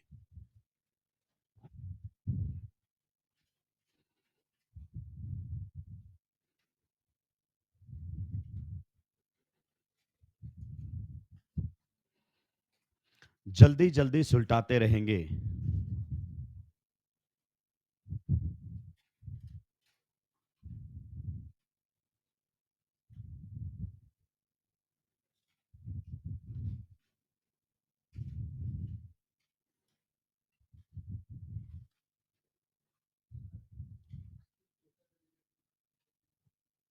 तीन, क्योंकि first sorry second and third are equivalent, एक जैसी दिख रही है, एक नहीं है। आंखें खोलो, इसमें यहां पर कैसा चार्ज है? पॉजिटिव। और इसमें यहां पर कैसा है? इसका मतलब ये सेम नहीं है। एक जैसी दिख रही हैं, एक है नहीं, उनको बोलते हैं इक्विवेलेंट। सुलटा दिया सभी ने? तो आज एक नई बात पता चली कि एक एटम पर पॉजिटिव भी आ जाए और, तो फिर चार्ज दिखाने की जरूरत नहीं है। अब आपका CO2 वाला भी हो जाएगा जो आपने पूछा था। सुलटा दिया बच्चों सभी ने? नेक्स्ट जो आ रहा है वो सबसे जबरदस्त है और उस पर लगातार क्वेश्चन फ्रेमिंग होती रही है। जेई के अंदर हमसे भी पूछे जा सकते हैं, ओसी आईओसी सब मिक्स करके वहां से क्वेश्चन बन जाते हैं। और नॉर्मली सर लोग वहीं से ही रेजोनेंस को समझाना शुरू करते हैं। कहां से? बेंजीन से। कि हमने थोड़ा सा शुरुआत अलग जगह से की है, बिल्कुल बेसिक से हमने बातें शुरू की हैं। चाहे वो आईओसी का हो चाहे ओसी का हो, हमने रेजोनेंस को समझा है। क्लियर? नेक्स्ट अब हमारे सामने रहेगा बेंजीन। और अब आपको अच्छे से समझ में आएगा कि दो स्ट्रक्चर्स कैसे सोची जा सकती हैं किसी कंपाउंड की, मतलब एक से ज्यादा लुईस स्ट्रक्चर कैसे सोची जाती है।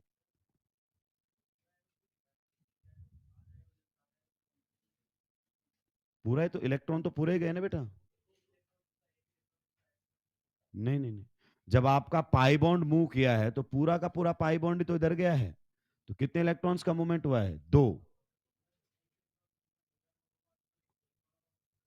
नहीं नहीं नहीं नहीं, ऐसा नहीं हो सकता है मेरे भाई। अगर आप कोई ऐसी रेजोनेटिंग स्ट्रक्चर सोच रहे हैं कि एक इलेक्ट्रॉन यहां से, एक इलेक्ट्रॉन यहां से, और यहां पर क्या बन गया है? डबल। एक इलेक्ट्रॉन इस पर बच गया और एक इलेक्ट्रॉन, तो अब तेरी गर्दन नहीं बचेगी। क्या गलती की इसने? Number of unpaired electrons must be same. Number of unpaired electrons 0 और यहां पर 2। रूल 2 ही बताए थे, तो आपने एक रूल को निपटा दिया है। क्लियर? उसने पूछा है, बाकी को तो चमका भी नहीं। एक राक्षस बोल रहा है 5 बॉन्ड बन गए होंगे। ये होते हवा में तीर चलाना। जैसे कुछ क्वेश्चन आता है ना कि बताइए ये इससे ज्यादा स्टेबल है reason, resonance, hyper, inductive, H bonding. आप बताइए सर, ये फिक्स है उसके, ये 4-5 बातें वो बोलेगा ही कि इनमें से कोई एक तुक्का तो लग जाए। इंट्रामोलिकुलर हाइड्रोजन बॉन्डिंग दिख जाए बच्चे को, आंखें बंद करके टिक मारता है, यही है इसका रीजन। चलिए नेक्स्ट, अब हम आगे बढ़ते हैं, सभी का ध्यान इधर होना चाहिए। बेंजीन की 2 रेजोनेटिंग स्ट्रक्चर्स सजेस्ट की थी कैकुले ने। किसने? कैकुले ने। कैकुले केमिस्ट का नाम है, इसलिए कई बार कैकुले स्ट्रक्चर्स भी बोल दिया जाता है। क्या बोल दिया जाता है? Kekulé structures. जब आप एनसीईआरटी पढ़ेंगे तो उसका पूरा बायोडाटा वहां पर दिया हुआ है, कैसे कैसे उसने 2 स्ट्रक्चर इमेजिन की, सारी बातें बता रखी हैं। आइए हम आते हैं अब सीधे पॉइंट पर, मुद्दे पर आते हैं। ये हमारे सामने बेंजीन है, सभी का ध्यान अब बोर्ड पर होना चाहिए। ये हमारे सामने है बेंजीन, डबल बॉन्ड, यहां डबल बॉन्ड, यहां डबल बॉन्ड। आप तो बस ये बता दीजिए क्या इसमें कॉन्जुकेशन है या नहीं है? है या नहीं है? कैसे पहचानेंगे? अल्टरनेट पाई बॉन्ड, यहां पर पाई बॉन्ड है, फिर हमें फर्क नहीं पड़ता है या, उसके बाद फिर होना, फिर है या नहीं है फर्क, उसके बाद होना, yes these pi bonds are in conju, बिना ऑर्बिटल डायग्राम बता दिया हमने। क्लियर? अब आते हैं, अगर इसमें रेजोनेंस करवाएं तो इसकी रेजोनेटिंग स्ट्रक्चर कैसी बनेगी। ये पाई बॉन्ड अगर इधर चलकर आ जाए, दोस्तों ध्यान से सुनिएगा, ये पाई बॉन्ड अगर इधर चलकर आ जाए तो इस कार्बन के कितने बॉन्ड बन जाएंगे? 5, जो कि बना नहीं सकता। तो अगर ये बॉन्ड इधर आया है तो या तो इस बॉन्ड के इलेक्ट्रॉन्स को इस कार्बन पर आना, तो उसमें चार्जेस आ जाएंगे, पर हम जो कैलकुलस स्ट्रक्चर्स बनाने वाले हैं उसमें कोई चार्ज नहीं होता है। तो जैसे ये पाई बॉन्ड इधर आया तो ये पाई बॉन्ड किधर चला जाएगा? इधर। अगर ये इधर चला गया तो फिर इसके कितने बॉन्ड बन जाएंगे? 5। तो फिर हाथों हाथ इसको उधर जाना। अब आप कहोगे फिर इसके 5 बन जाएंगे, नहीं, ये पाई बॉन्ड तो जगह छोड़ रहा है, तो उसके तो 3 होने वाले थे। अच्छी बात है, इधर से एक और बॉन्ड बन गया। तो नेक्स्ट रेजोनेटिंग स्ट्रक्चर आप लोगों के सामने कुछ इस प्रकार से भी दिखाई देगी। यहां जाएगा डबल बॉन्ड, यहां जाएगा डबल बॉन्ड, और यहां जाएगा डबल बॉन्ड। अब आपके दिमाग में एक बात आ रही होगी बच्चों कि सर जैसा आपने थोड़ी देर पहले रेजोनेटिंग स्ट्रक्चर बनाई थी, क्या वैसी वाली नहीं बनाई जा सकती थी इसके अंदर? जैसे कैसे ये पाई बॉन्ड इधर आ जाता और यहां पर कैसा चार्ज आ जाता? नेगेटिव, और वहां कैसा आ जाता? यस, बनाई जा सकती है, पर वो चार्ज्ड है। क्या है? चार्ज्ड। हम जो बनाने वाले उनमें कोई चार्ज नहीं होगा। तो कई बार तो क्वेश्चन ही ऐसा आता है, total number of resonating structure of benzene, और आंसर देते हैं 2। बहुत गलत क्वेश्चन है ये, बहुत ही गलत क्वेश्चन है। इससे पता चलता है कि सामने वाले को क्लियरिटी नहीं है, नहीं पता उसको क्या पूछना है क्या है, बस अपने ही तरीके से क्वेश्चन फ्रेमिंग होती है। इन्हें हम कहते हैं होममेड क्वेश्चंस। सर आज घर से निकले सुबह सुबह, अच्छे मौसम, बारिश के मौसम में, सोचा कि आज मैं एक क्वेश्चन केमिस्ट्री में, आपने सोचा, ये आपकी पहली गलती है, यहां सोचा नहीं जाता साहब। क्लियर? तो जो आप इमेजिन कर रहे हैं कि क्या सर ऐसे स्ट्रक्चर बनती हैं, तो जी हाँ बनती हैं, पर हम उनका डिस्कशन नहीं कर रहे हैं। क्लियर? बेंजीन की उसके अलावा भी स्ट्रक्चर्स होती हैं, दीवार स्ट्रक्चर्स आगे बताऊंगा। 2 कैकुले ने दी थी और 3 दीवार ने दी थी। बिना चार्ज के भी 5 बनती हैं। तो आधे से ज्यादा जो क्वेश्चन मार्केट में घूम रहे हैं ना, उनके कोई सर पैर नहीं है। इसीलिए कहता हूं किसी दिन अच्छा पेपर ऑर्गेनिक में बना तो क्वेश्चन होगा नोटबुक से, और आंसर नहीं। आइए अब इस पर बात करते हैं कि सर अगर ऑर्बिटल डायग्राम से सोचें तो कैकुले ने कैसे सोचा होगा कि बेंजीन की 2 स्ट्रक्चर ऐसे बनाई जा सकती हैं। क्या वास्तव में ऐसे पाई बॉन्ड उसने घुमाए होंगे? नहीं, ये तो बाद के बहुत एडवांस रिसर्च होती है, कैसे समझाया जा सकता है, रियलिटी क्या थी, मैं उस पर बात करता हूं। सभी का ध्यान इधर होना चाहिए। मैं नंबरिंग कर लेता हूं एक बार सो दैट आपको क्लियर रहे। ये कार्बन नंबर 1, ये 3, ये 4, ये 5, ये 6। यहां पर क्या था बताओ? 1, यहां पर 2, यहां पर 3, यहां पर जो गलत बोल रहे हैं उसकी फिर गर्दन तोड़ दूंगा। आईपैक नेमिंग में समझाया था, रिंग में नंबरिंग का कोई लेना देना, पाई बॉन्ड की पोजीशन फिक्स, इसलिए जानबूझ के यहां 1 2 लिखा मैंने कि तू भूल गया क्या, हम तुझे याद दिलाएं क्या कि पाई बॉन्ड को लगातार नंबर मिलने। मैंने भी आपको बोला था जब भी पाई बॉन्ड दिखाए गोला बना, वरना साफ कर देगा नेमिंग में ही। क्लियर? आज वो क्लियर होगा, ऐसा क्यों? ये हमारे सामने। आइए वन बाय वन हम समझते हैं। पहले अगर मैं बात करूं तो सिग्मा बॉन्ड बना देता हूं। क्या बना देता हूं? हर कार्बन की हाइब्रिडाइजेशन बताइए बेंजीन में। sp, एग्जैक्टली आपने सही जवाब दिया है। Each carbon is sp2। पक्का? इधर भी हम एक और स्ट्रक्चर बना लेते हैं पहले से ही, तो आपको समझ में आ जाएगा कि हकीकत थी क्या और हम हकीकत की बजाय पढ़ क्या रहे हैं। कैसे कैलकुलो के लगा कि यहां पर दो स्ट्रक्चर बन सकती है। सारे सिग्मा बॉन्ड बनाए हैं। आइए इधर ध्यान दीजिए। अगर मैं बात करूं तो बताओ यहां पर पाई बॉन्ड है कि नहीं है? इसका मतलब इस पर भी क्या था? P orbital. और इस पर भी क्या था? पाई बॉन्ड बनाने के लिए पहली बात पी पैरेलल होने, सही बात। और इस पर भी अनपेड इलेक्ट्रॉन और इस पर भी, दोनों बना के पाई बॉन्ड। आइए इधर बात करते हैं। देखो 2 और 3 में पाई बॉन्ड बना है कि नहीं बना है? तो इसका मतलब 2 पर भी पी है और 3 पर भी पी है। बॉन्ड बनने से पहले की कहानी, एक एक इलेक्ट्रॉन दोनों के पास। 3 और 4 में भी क्या बना है? पाई बॉन्ड। तो 3 पर भी पी ऑर्बिटल है और 4 पर भी आपका क्या है, मतलब 4 पर भी और 5 पर, ये है। तो देखो लगातार रिंग के हर एटम के पास क्या है? P orbital. तो बताइए लगातार पी ऑर्बिटल्स हैं कि नहीं है? इसका मतलब यहां कॉन्जुकेशन है और वो पैरेलल भी है। आइए सेम टू सेम कहानी आपकी यहां पर भी दिखाई देगी। 1 एंड 2 के बीच में है ऐसे। इसी प्रकार से आपका सभी में है, तो मैं जल्दी जल्दी बना देता हूं, टाइम वेस्ट करने का मतलब नहीं है। अब मैं आपको बताता हूं कि ये दो कैलकुलस स्ट्रक्चर्स आपके सामने कैसे बनकर आए। बेंजीन की दो स्ट्रक्चर सोची जा सकती है। आप समझिए, अगर आप लोगों के सामने कुछ इस प्रकार से एटम्स दिए हुए हैं ऐसे, इस पर भी क्या है? पी। इस पर भी क्या है? इस पर भी क्या है? और इस पर भी क्या है? अगर आप इस एटम पर फोकस करें तो इसके पास बॉन्ड बनाने के दो ऑप्शन हैं। कैसे बताओ सर? देखो, ये इधर वाले से भी पाई बॉन्ड पैरेलल है उसके पास, और उधर वाले से नहीं तो ये इधर वाले से भी, क्योंकि इसके आजू बाजू दोनों साइड क्या है? Parallel P. तो आप समझिए दोस्त, अगर मैं बात कर रहा हूं किसकी? इस वाले पी की बारे में, इसके पास ऑप्शन है। कैसे ऑप्शन है? वो चाहे तो 1 और 2 के बीच में बॉन्ड बना सकता है, वो चाहे तो 1 और 6 के बीच में भी बॉन्ड बना सकता है। सही बोला कि नहीं बोला? तो मान लीजिए अगर 1 और 6 ने क्या बना लिया है? पाई बॉन्ड। तो अब सीक्वेंस डिसाइड हो गई है। अगर इन दोनों ने बॉन्ड बनाया है तो अब इसके पास एक ही ऑप्शन है इधर वाले का, इसके पास एक ही ऑप्शन है इधर वाले का। तो देखो ये पाई बॉन्ड आपके सामने बनकर आ।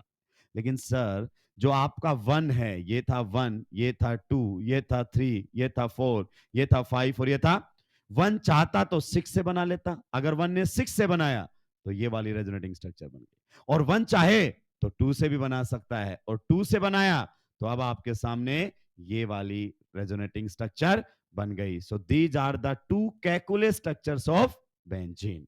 इन्हीं को आप रेजोनेंस स्ट्रक्चर कहते हैं। ये हकीकत है। ये वाले एरो तो हम आपको समझाने के लिए बनाते हैं। क्लियर?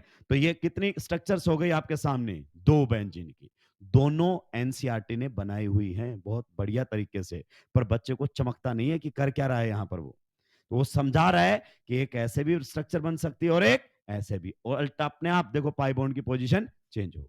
तो these are not identicals, these are equivalents. These are equivalents, क्योंकि एक में डबल बॉन्ड 1 और 6 में है और एक में डबल बॉन्ड 1 और 6 में नहीं है, तो ये सेम नहीं है, ये इक्विवेलेंट एक जैसी दिख रही है।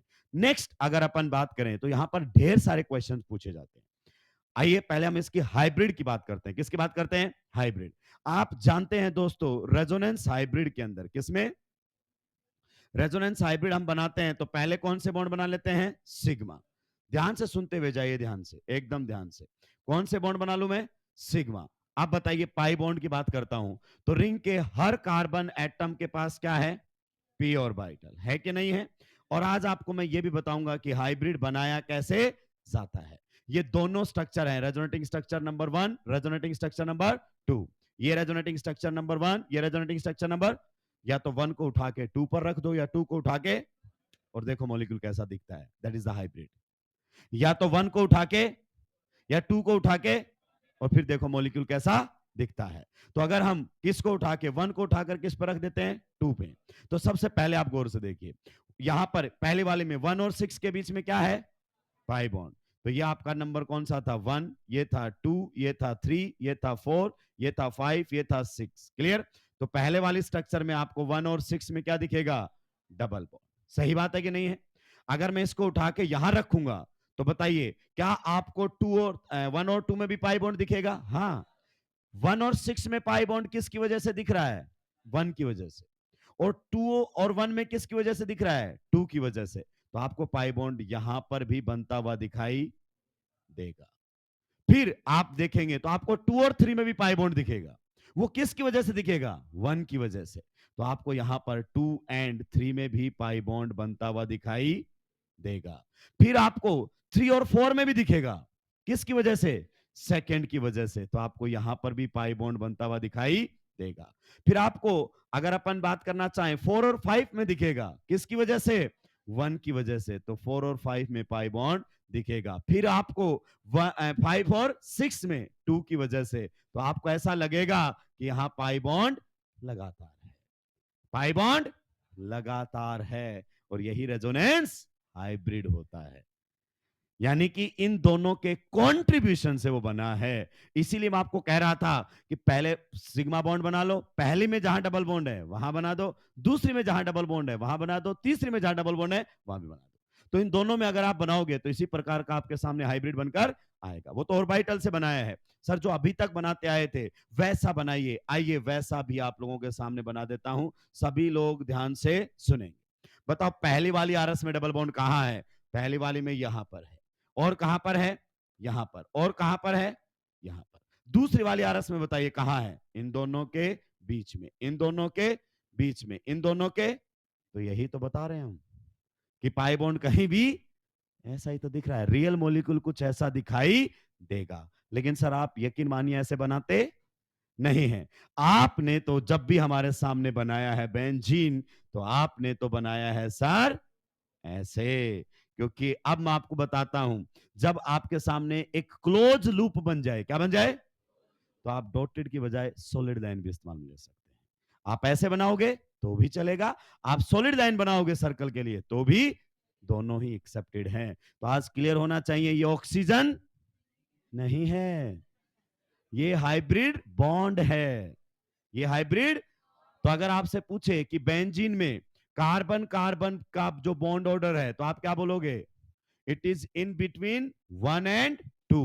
क्योंकि कार्बन कार्बन के बीच में बॉन्ड ना तो 100% सिंगल है और ना ही 100% it is in between single and double.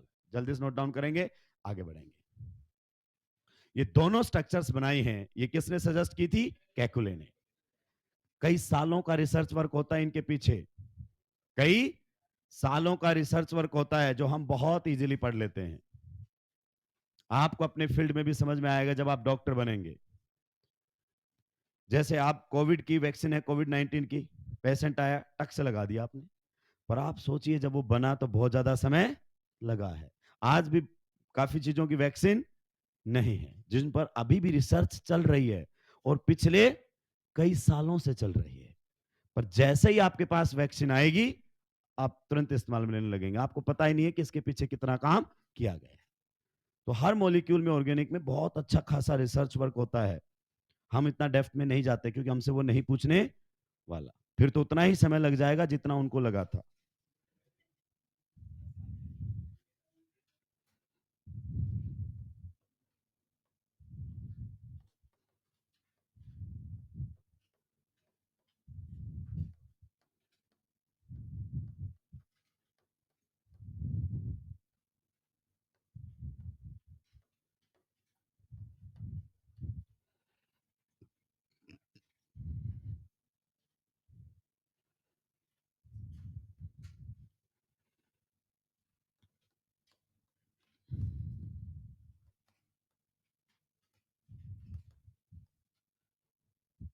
जल्दी जल्दी सुलटा दीजिए दोस्तों।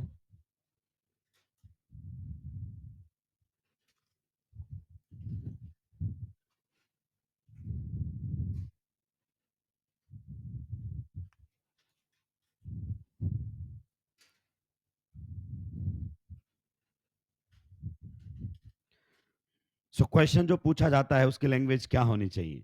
Number of resonance structure of benzene is equal to 2 या number of Kekule's structure of benzene is equal to 2? जब भी अच्छा एग्जाम में आता है ऐसे ही आता है, पर जब हम उसको पूछते हैं तो पूछने वाले को पता ही नहीं होता है कि इसके आगे वर्ड कैकुले क्यों लगाया, कैकुले गायब करके स्ट्रक्चर्स पूछ लेता है। और केमिस्ट्री में ऐसा बहुत ही स्कोप है कि एग्जामिनर जब चाहे तब छिल के चला जाएगा। और कोई मुश्किल नहीं बनाना उसको, कोई मुश्किल बनाना ही नहीं है, क्योंकि केमिस्ट्री में सबसे ज्यादा नौटंकी होती है, सबसे ज्यादा जुगाड़ केमिस्ट्री में चलते हैं, हर तीसरी लाइन पे जुगाड़, और वो उनको सबको लाइन से खारिज कर देगा। 2025 के एग्जाम में आप देख सकते हैं किसी की शॉर्ट ट्रिक काम नहीं की, काम ही क्वेश्चन ऐसा मिला ही नहीं बच्चे को जैसे उसने पहले कर रखा हो। तो जिसके कॉन्सेप्ट क्लियर थे कर गया क्वेश्चंस को, जिन्होंने केवल आंसर याद किए थे, ये आएगा ये बना दो, ये आएगा वो बना दो, ऐसा कुछ मिला ही नहीं। वो आया ही, बच्चा देख रहा है कोई कोई तो जुगाड़ लगे, सब साइड में।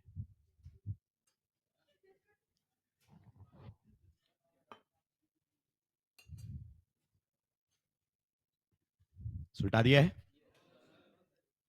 तो हमने ये भी लिख दिया है, देयर आर टू कैलकुलस स्ट्रक्चर्स ऑफ बेंजीन, स्टेटमेंट्स में आ सकता है। और दोनों कैसी हैं? Equivalent. आप देख सकते हैं ये आपको दिखने में एक जैसी लग रही हैं, पर ये एक नहीं है। Equivalent, equivalent RS, equivalent resonance structures. अब आप और भी अच्छे से समझ पाएंगे कि क्यों हम इनको कॉन्ट्रीब्यूटिंग स्ट्रक्चर्स बोलते थे, क्योंकि इन्हीं के कॉन्ट्रीब्यूशन से हमने रियल मॉलिक्यूल को बनाया है।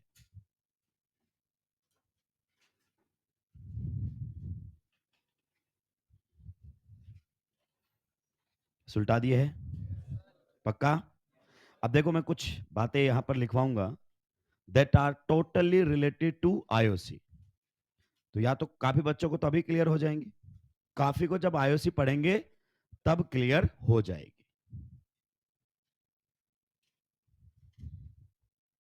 निपटा दिया है।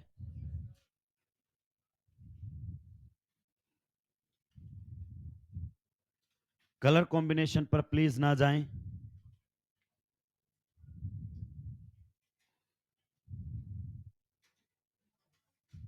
अब तो सुलटा दिया होगा। चलिए आगे बढ़िए दोस्तों।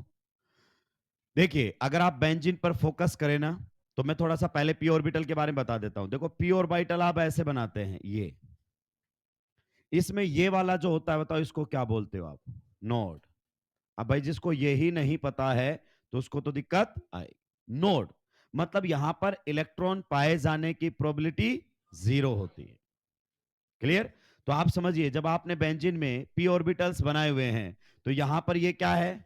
नोड। ये भी क्या है? ये भी क्या है? मतलब जहां पर आपके सिग्मा बॉन्ड है वहां पर आपका पाई इलेक्ट्रॉन पाए जाने की प्रोबेबिलिटी जीरो है। यहां पर आप कह सकते हैं यहां पर कोई पाई इलेक्ट्रॉन नहीं, यहां पर यानी कि येलो वाली लाइनें जहां बनी हुई हैं वहां पर पाई इलेक्ट्रॉन पाए जाने की कोई प्रोबेबिलिटी, क्योंकि वो पी ऑर्बिटल का नोड है। क्या है? नोड। तो बेंजीन में अगर बेंजीन के प्लेन के ऊपर देखोगे तो भी आपको पाई इलेक्ट्रॉन क्लाउड दिखाई देगा। देखो ये रहा पाई इलेक्ट्रॉन क्लाउड। और बेंजीन के प्लेन के नीचे देखोगे तो भी आपको पाई इलेक्ट्रॉन क्लाउड दिखाई देगा, एक अपर लोब की वजह से और एक लोअर लोब की वजह से। पर जो येलो वाली लाइन है वहां पर पाई इलेक्ट्रॉन्स नहीं है, क्योंकि वो पी ऑर्बिटल्स के नोड है। तो अगला पॉइंट लिख दीजिए इसके अंदर, ज्यादा क्लियरिटी आएगी। मैं आपको खुद कह रहा हूं जब आप आईओसी पढ़ेंगे तो सेम बातें रिपीट की जाएंगी।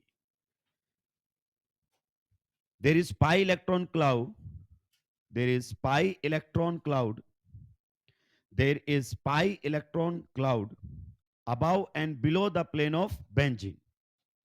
There is pi electron cloud above and below the plane of benzene. There is pi electron cloud above and below the plane of benzene, comma.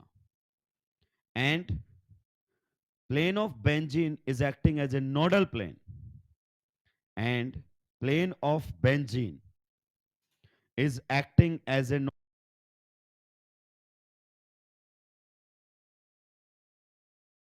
above and below the plane of benzene. There is pi electron cloud above and below the plane of benzene. There is pi electron cloud above and below the plane of benzene, comma. And plane of benzene is acting as a nodal plane. And plane of benzene is acting as a nodal plane for pi electron density. And plane of benzene is acting as a nodal plane for pi electron density. इसका मतलब समझे आप? ये कह रहा है कि मान लीजिए ये किसका प्लेन है? बेंजीन का, क्योंकि बेंजीन के हर कार्बन के हाइब्रिडाइजेशन बताओ क्या है? sp2। क्या ये पॉइंट आपको समझ में आया? तो कहता है इस प्लेन के ऊपर भी पाई इलेक्ट्रॉन्स हैं और इस प्लेन में नहीं है। क्यों? क्योंकि इस प्लेन में क्या लाई कर रहे हैं? नोड्स। सो यहां पर पाई इलेक्ट्रॉन पर डेंसिटी पाए जाने की प्रोबेबिलिटी 0 है। तो ये क्वेश्चन किस में आएगा? स्टेटमेंट। किसमें आएगा? स्टेटमेंट में। तो हमने पहले से पढ़ रखा है तो बन जाएगा, अगर नहीं पढ़ा है तो नहीं बनेगा। आइए आगे बढ़ते हैं, नेक्स्ट वाले पार्ट पर चलते हैं और कुछ पुरानी बातें वापस से सीखते हैं। अब आपको चीजें अच्छे से समझ में आएंगी। यहां पर आप लोगों के सामने लिखा हुआ है ब्रोमीन, ब्रोमीन, क्लियर? और यहां पर कुछ इस प्रकार से लिखा हुआ है, now you will tell me these are same compounds और these are different compounds. You will tell me these are same compounds और डिफरेंट कंपाउंड्स। जिनको आयुपैक नेमिंग में ये नहीं क्लियर हुआ था, आज क्लियर हो जाएगा। आप बोलोगे सर ये तो मैं समझ गया हूं, ये पाई बॉन्ड किधर गया है? इधर, ये इधर और ये, और यही बनकर आ गया है। मतलब ये तो एक दूसरे की क्या है? Resonance structures. And resonance structures different compounds की होती हैं कि सेम? एक ही कंपाउंड की दो अलग स्ट्रक्चर बनाते हो आप। तो अगर मुझसे इसका नाम पूछा जाए तो हम समझ गए हैं बेंजीन में रियल मॉलिक्यूल में क्या होता है कि पाई इलेक्ट्रॉन कहीं भी हो सकते हैं। यहां भी बी आर एंड यहां भी बी आर। तो आप यहां पर 1, यहां पर 2, 3, 4, 5, 6, क्या नाम आएगा? 1,2 डाई ब्रोमो बेंजीन। एक ही कंपाउंड है, ये दो अलग अलग कंपाउंड। तो आप यहां से सोचोगे तो 1,2 आएगा और यहां से 1,6। 1,6 कुछ होता ही नहीं है। इसका मतलब these two are not isomers, these two are homomers. Same ही कंपाउंड है, कंपाउंड अलग। तो मैंने जब आपको आईपैक नेमिंग सिखाई थी तो याद कीजिए, मैंने बोला था कि रिंग के पाई बॉन्ड जब भी दिखाए गोला बना। आज उसकी क्लैरिटी मैंने आपको दे दी है। जल्दी से सुलटाइए, आगे बढ़ेंगे।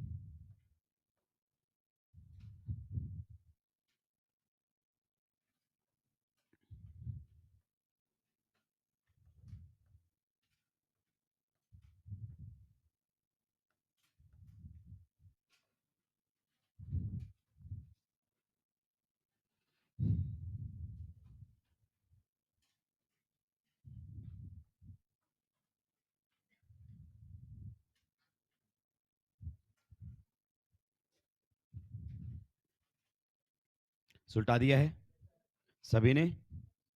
चलिए,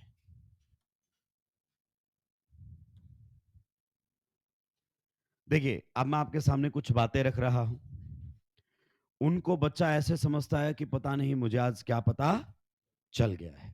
बताने वाला भी ऐसे बताता है कि पता नहीं मैंने क्या बात बता दी है। हालांकि उनके पीछे की हकीकतें कुछ और होती हैं। कई बार मैं इन चीजों को स्किप कर देता हूं, बच्चा बाहर आके पूछ लेता है, चेक करता है कि जो मैंने लास्ट ईयर पढ़ा था कहीं ये उससे तो कम नहीं जानता। तो मास्टर को बीच बीच में चेक करता रहता है बच्चा। तो मैं आपको एक बात बता दूं, अगर आपको लगता है कि आप जानते हैं और मैं नहीं जानता तो फिर आप मेरे बारे में नहीं जानते।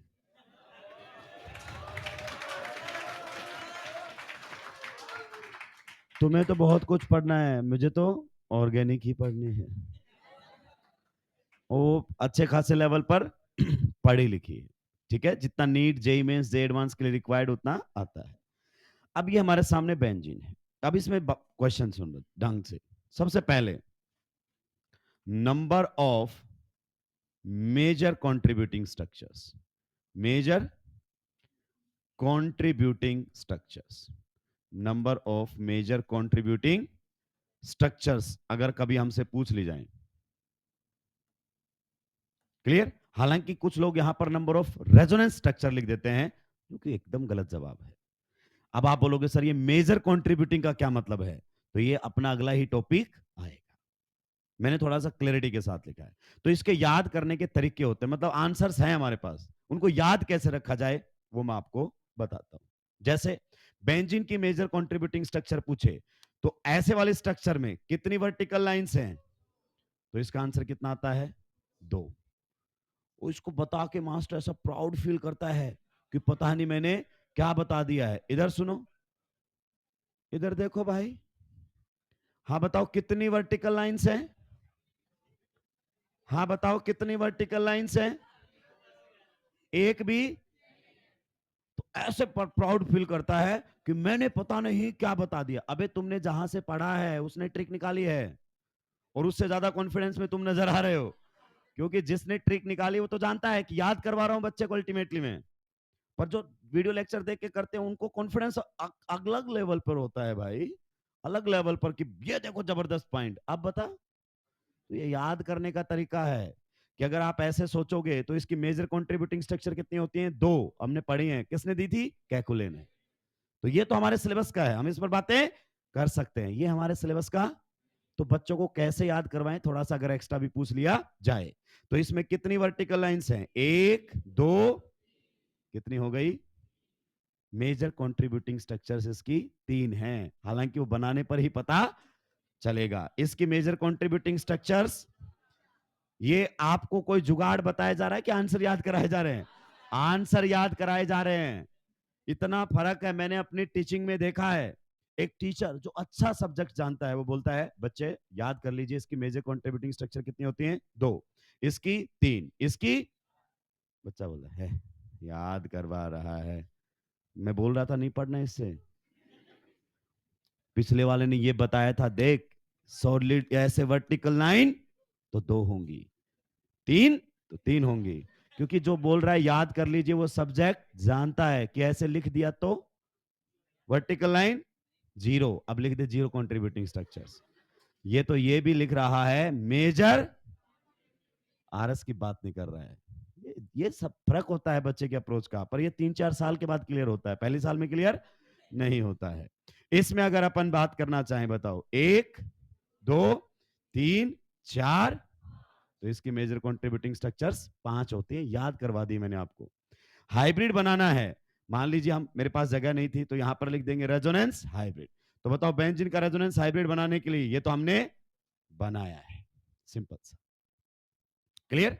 अगर हमसे नेफ्थलीन का रेजोनेंस हाइब्रिड पूछे तो आप जानते हैं हाइब्रिड का मतलब लगातार पाई बॉन्ड्स आपको दिखाई देंगे रियल स्ट्रक्चर में ये।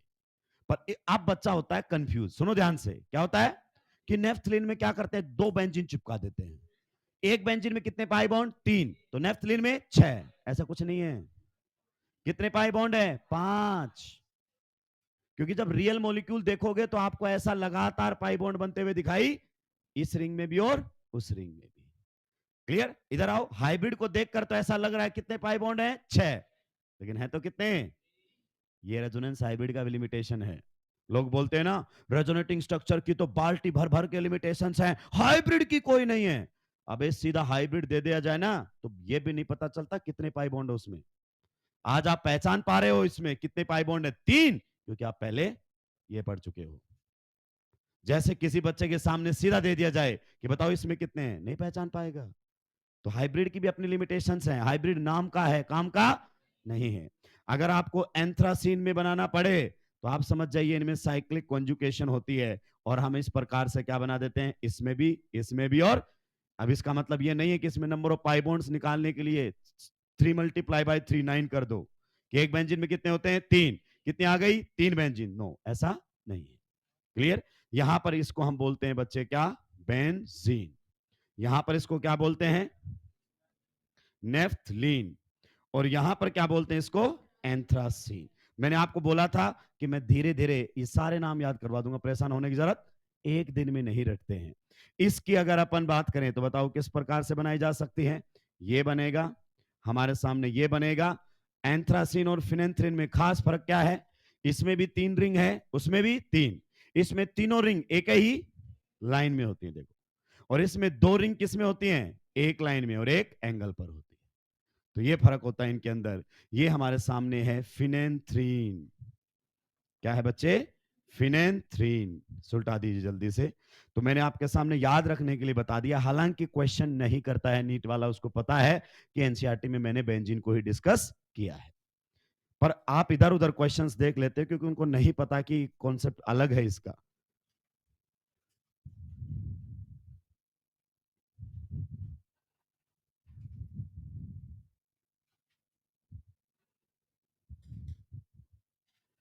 सुलटा दिया है भाई लोगों, जल्दी जल्दी सुलटाइए।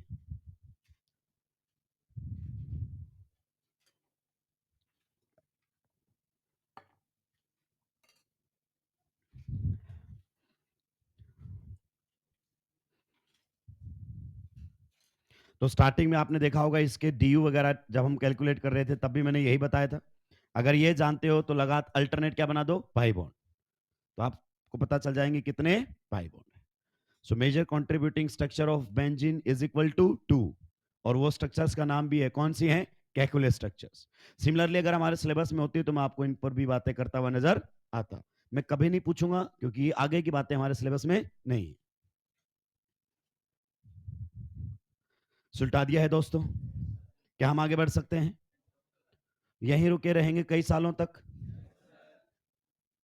मतलब 4-5 साल में नीट निकालेंगे अपन? आगे तो बढ़ना पड़ेगा भाई। सुलटा दिया है। चलिए अब आगे बढ़ते हैं। नेक्स्ट और एक और जबरदस्त कॉन्सेप्ट आपके सामने आएगा, उसके बारे में भी मार्केट में बहुत अफवाहें हैं, बहुत अफवाहें हैं। केमिस्ट्री में ज्यादा है रायता, रीजन बीइंग होममेड। मुझे ऐसा लगा ये सबसे बड़ी बीमारी केमिस्ट्री के अंदर। देखिए नेक्स्ट अगर अपन बात करें तो हमारे सामने कुछ इस प्रकार से गिवन है। एनसीईआरटी का केवल नाम लिया जाता है, अगर वास्तव में एनसीईआरटी लोग पढ़ लेना तो ब्लंडर तो एटलीस्ट ना करें। ये हमारे सामने देखो, इसमें एक खास फर्क है। सबसे पहले बताओ इस मॉलिक्यूल में कॉन्जुकेशन है या नहीं है? बिल्कुल। कौन सा कॉन्जुकेशन है? पाई पाई कॉन्जू। अच्छा बताओ ऑक्सीजन पर कितने लोन पेयर हैं? दोनों में से एक तो क्या है और एक क्या है? गर्दन तोड़ दूंगा। किसके साथ करेगा लोन पेयर रेजोनेंस? बताना जरा, बताओ। ये क्या आपका लोन पेयर पाई बॉन्ड से नेक्स्ट एटम पर है? हवा में फेंक देते हो। किसके साथ करेगा resonance? L. Lone pair will convert into, हाँ, पाई विल कन्वर्ट इनटू, पाई है ही नहीं वहां पे। तो तुम्हें तो सुल्टाना बहुत ही, क्योंकि तुम्हारा ध्यान, लिटरली बता रहा हूं, कोटा के टीचर्स का अगर एग्जामिनर जिसको पेपर बनाना है सबके वीडियो लेक्चर देख लेना भाई, सबको लाइन से धरे ऐसे साफ। पेपर देते हुए बच्चा बोले मेरे सर के नोट से आया है, मेरे सर के आंसर की आए, आंसर मैच नहीं कर रहे। क्लियर? आप समझिए इस बात को, हवा में तीर ना चलाएं, चीजों को समझें। So both lone pairs are here localised, कोई कॉन्जुकेशन में नहीं है, पाई पाई कॉन्जुकेशन है। अब इसमें भी पाई में फर्क है। क्या फर्क है? एक पाई बॉन्ड आपका कैसा है? नॉन पोलर, सेम एटम्स के बीच में बना हुआ है, ईएन सेम है। पर एक पाई बॉन्ड में क्या है? पोलरिटी। आप जानते हैं there will be partial and there will be partial. सही बात है। अब इसमें रेजोनेंस करवाएंगे अपन, पूरी बातें करेंगे, रेजोनेंस करवाएंगे।